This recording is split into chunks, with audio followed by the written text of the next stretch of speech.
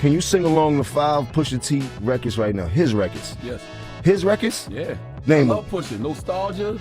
Oh, you was a Pusha T fan. He's like, I didn't know he had fans like that. Can you name 5 Pusha T records? No, his records. Pusha T, I love your soul, my dog. You're not in my top 50. You might be in Charlemagne's top 50 and things like that, but you haven't done that much for me in my life. Like, I didn't never want to be like Pusha. I never had a Pusha moment in my life. I never thought, like, you dig? Like, where I'm from, niggas want to be like you if you was really that dude. Like the new song? No, but you know. You don't like Ace Trumpets? What's so great about it? It's so good. It's good? It's so, oh man. It's good? So, yeah, there's something going on that you ain't tell us about, bro. It's good in what? A nostalgic value of it? You don't think Ace Trumpets is hard? I don't believe it. I don't believe them. But that's a whole nother story. I don't want to downplay nobody's craft or their music. I want to uplift everybody and things like that. But I don't listen to their music. Welcome back to your daily dose of scandal and glamour.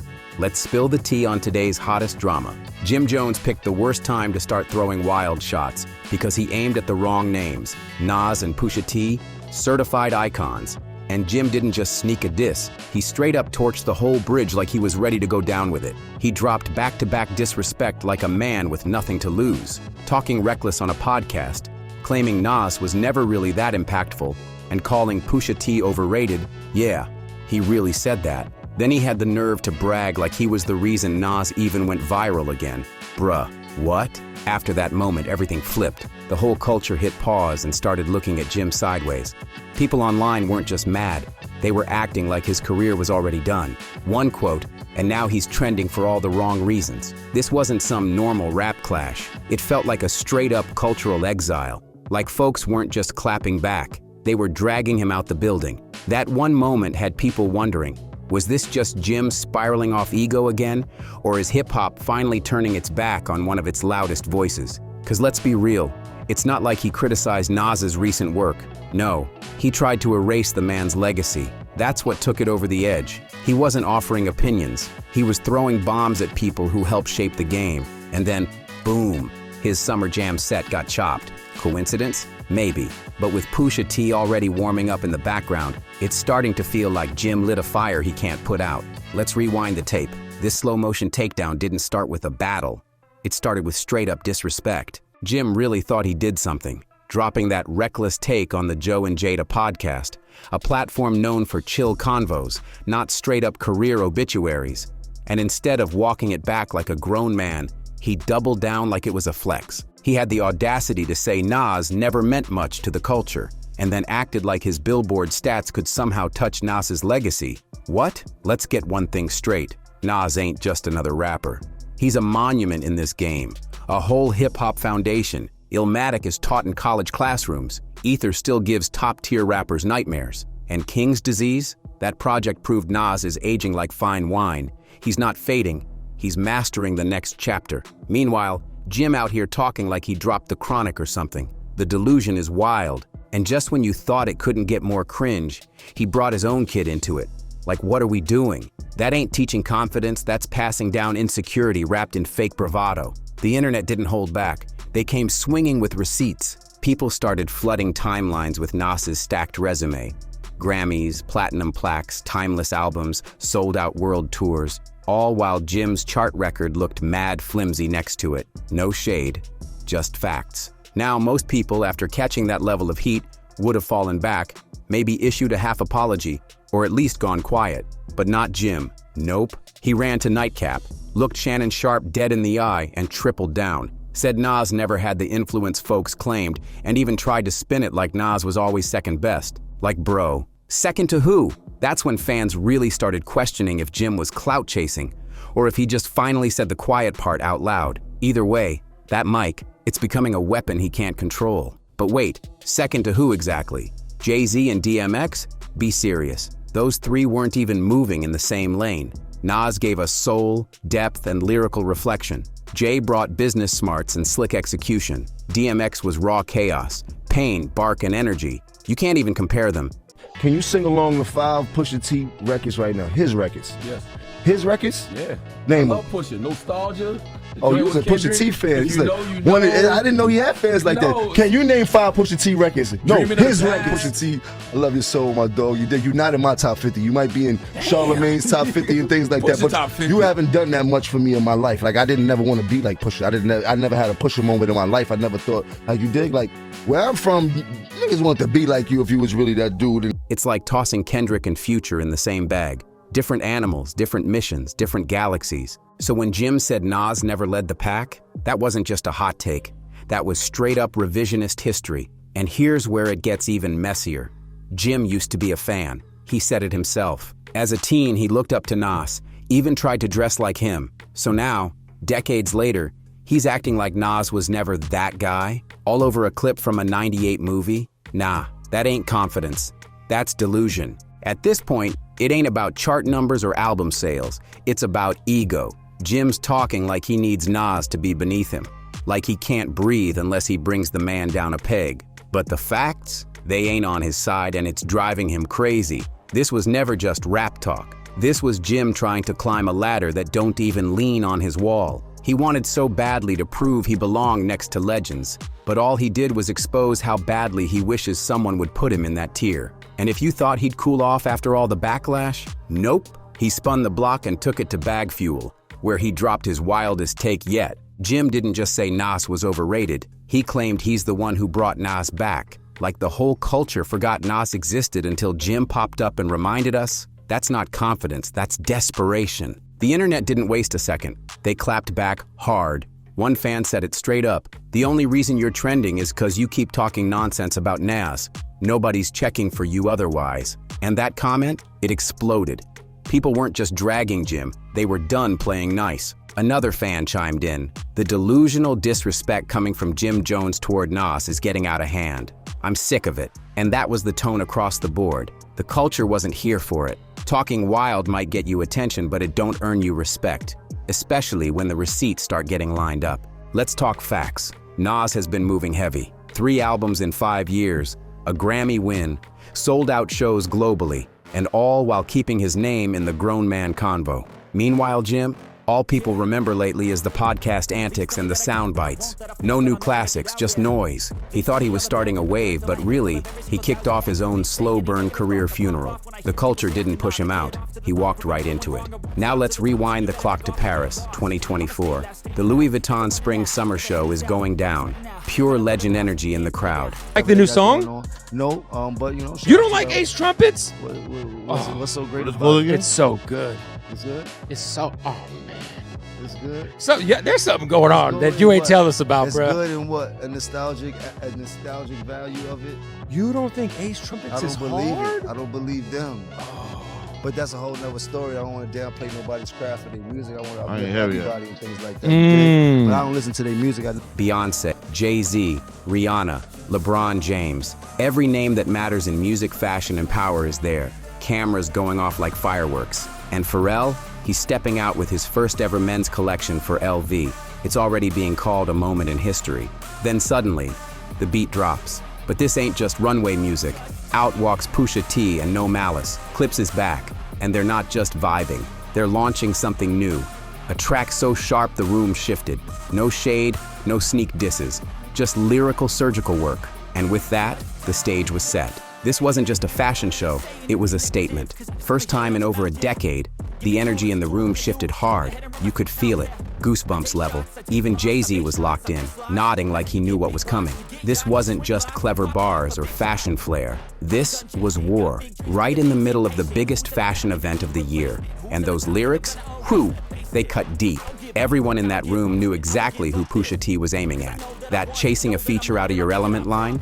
Direct missile to Jim Jones, who had just linked up with Drake. Same Drake that brought Jim on stage in Harlem, crowned him honorary Dipset, and tried to give him a look. But let's not forget, Pusha destroyed Drake in Story of Adidon. That diss still haunts his image, years later. But here's the difference. This wasn't no random SoundCloud drop or a YouTube sneak shot. Nah, this was orchestration. Chess, not checkers. Pusha turned Paris Fashion Week, a whole global event, into his personal war zone. While Jim was busy running his mouth on The Breakfast Club, Rap Caviar, and Drink Champs, calling Pusha not even top 50, Pusha didn't blink.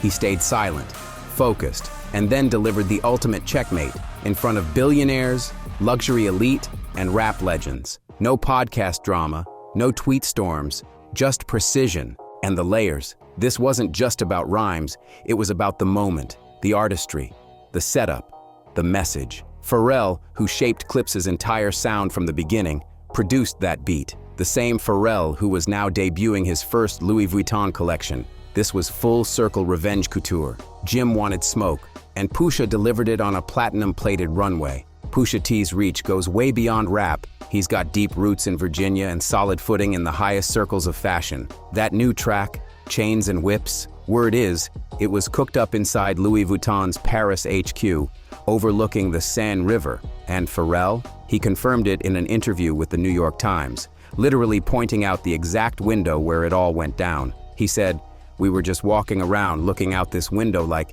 yo, we're beating the system, bro." That wasn't just music, that was statement art. Revenge, fashion, legacy, all wrapped in designer heat. While Pusha was turning Paris into his battlefield, NAS was out in Queens, silently building an empire of his own. And while Jim was out here chasing blog clout and podcast soundbites, NAS was breaking ground on Resorts World Queens, a massive 350,000 square foot casino and entertainment complex backed by a $5 billion vision. Not just a side hustle, we're talking real estate equity, business ownership, generational wealth for his entire borough. Jim's still out here flexing about summer jam slots like it's 2008, while Nas is locking down billion-dollar landmarks. And the wild part? Nas didn't even say a word back.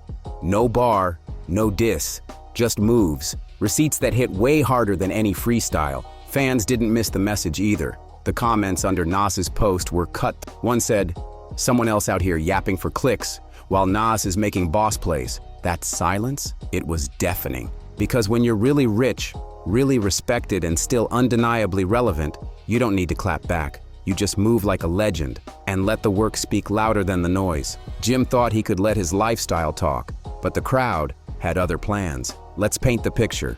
Summer Jam 2024.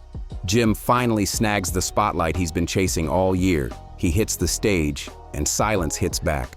Not even a cheer, just blank stares. Then it went left. Funk Flex, yes, Funk Master Flex, one of Jim's loudest supporters, cut his set short. You could see it in Jim's face. It hit him hard right there on stage. This was supposed to be his comeback, his big "I'm still here" moment. But instead, it exposed the truth. Jim brought hype, not heat. He didn't deliver hits. He brought baggage. But somehow he still wasn't done. Jim had one more diss in the stash, and this time, it got personal. Meanwhile, after the Louis Vuitton power move, Pusha T didn't have to say much. His silence was louder than any freestyle. But behind the scenes, the whispers were spreading fast. He's not done, not by a long shot. Insiders close to Clips say their upcoming reunion album is loaded with precision-cut bars aimed directly at Jim. That Paris track? Just a warm-up. What's coming next? Darker, sharper, more brutal. This ain't just a diss, it's a full-on dismantling. Some are already calling it Pusha's Coke Bear era. He's leaning all the way into that villain energy. No filters, no mercy. And if Jim keeps running his mouth, he might be setting himself up for lyrical obliteration. Because this ain't just about punchlines, it's about presentation. Pusha's staging his return in luxury penthouses, marble floors, billionaire circles. Meanwhile, Jim's still rapping in Harlem alleyways over the same beat he just got bodied on. It's not just bars anymore, it's about positioning.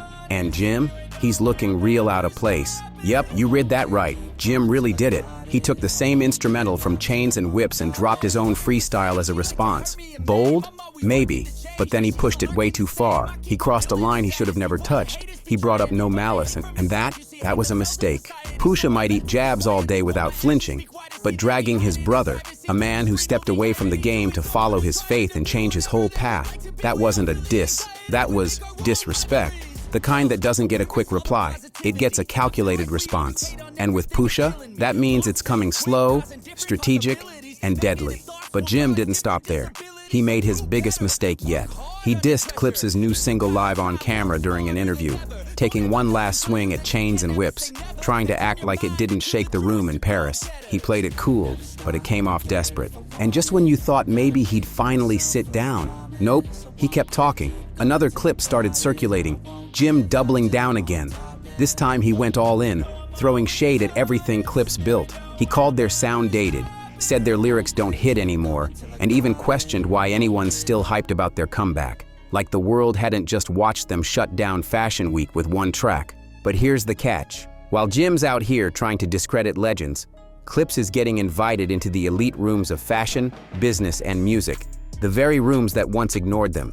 Now, they're headlining the moment, and the people paying attention, they see the shift clear as day, because in 2025, it's not about chasing clicks anymore.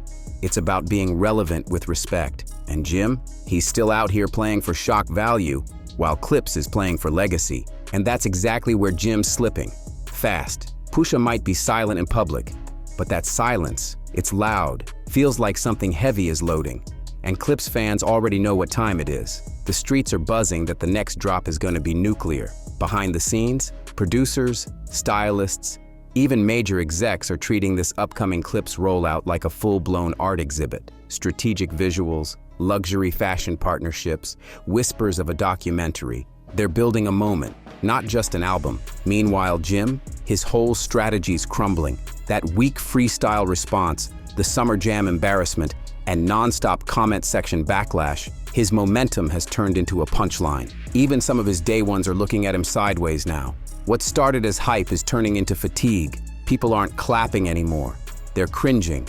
And the pressure? It's on. Because when that CLAPS album finally drops, and if it lands like insiders are saying, it's not just ending the beef, it could end Jim's credibility. For real, Jim's not battling legends anymore. He's battling relevance. And he's losing ground fast. He tried to play it cool, acted like he never even listened to CLAPS. But that fake calm, it cracked wide open. You could hear the insecurity bleeding through every sentence.